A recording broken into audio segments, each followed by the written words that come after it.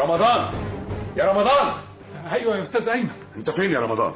عمال اضرب الجرس ومحدش عند حماتي بيرد. تلاقوا ام ناديه راحت السوق والحاجه اكرام لسه نايمه. يا ام ناديه، يا حاجه اكرام، يا حاجه، يا جماعه. حتى لو كانت نايمه معقول يعني ما تقلقش على الجرس والخط ده كله؟ هي ام ناديه جت اهي. يا ام ناديه. صباح الخير يا استاذ ايمن. صباح الخير. انت كنت فين والحاجه ما بتردش ليه؟ انا كنت في السوق والحاجه مصحياها قبل ما اخرج ومحضره لها الفطار. يا حاجه،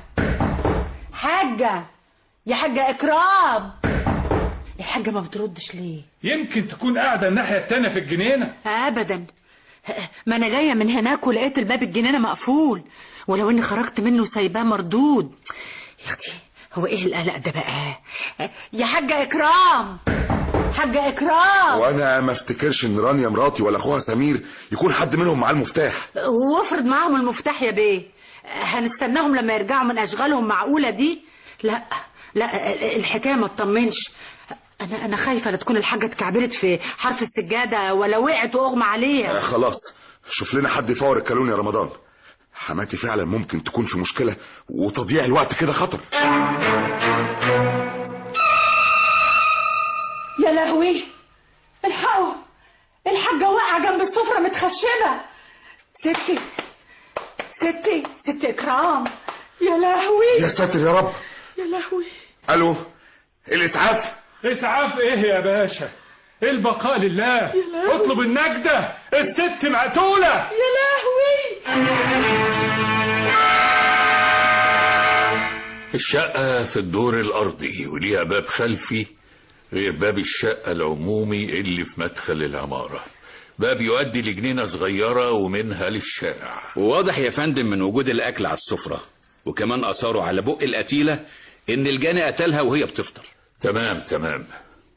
واضح كمان إنها كانت مدياله الأمان عادي، وفي لحظة هو انقض عليها بإيديه الاتنين على رقبتها ومش شالهمش إلا ما اتأكد من موتها ووقعها على الأرض.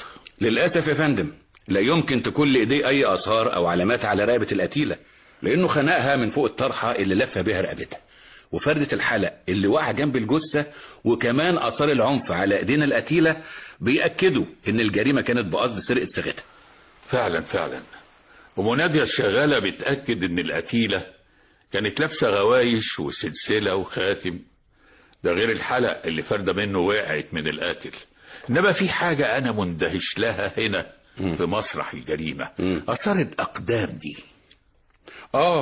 الوحلة اللي كانت في جزمة القاتل معلمة بشدة على السجادة وبتبتدي من المدخل بتاع الجنينة لحد هنا.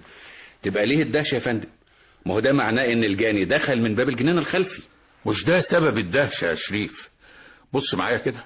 بص.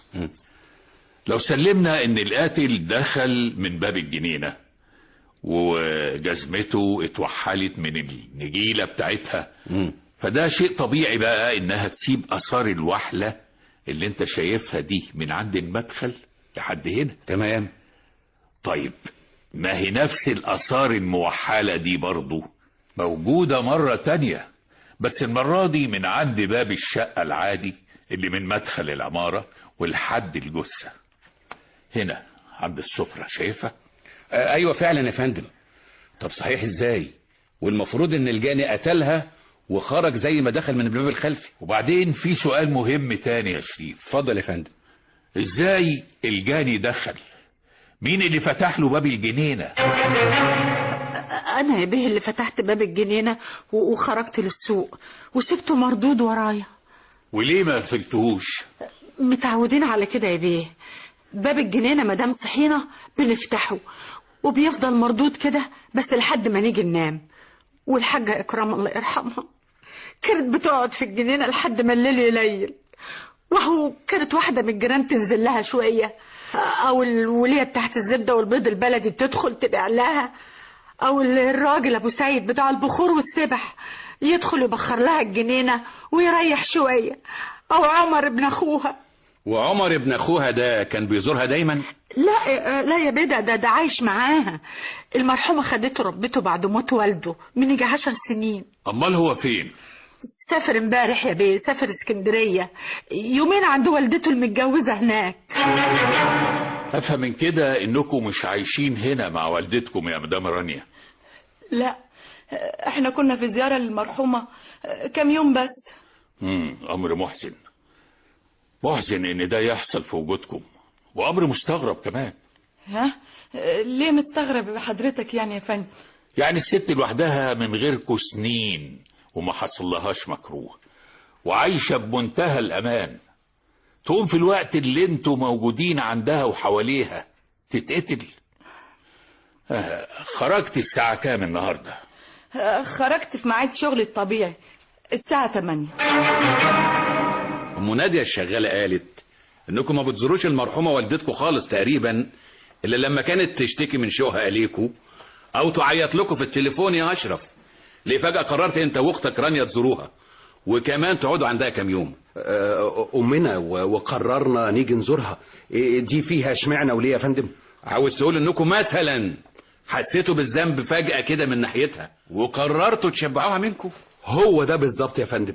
وبعدين اكيد اللي غدر بماما حد من البياعين اللي كانوا بيدخلوا لها عشان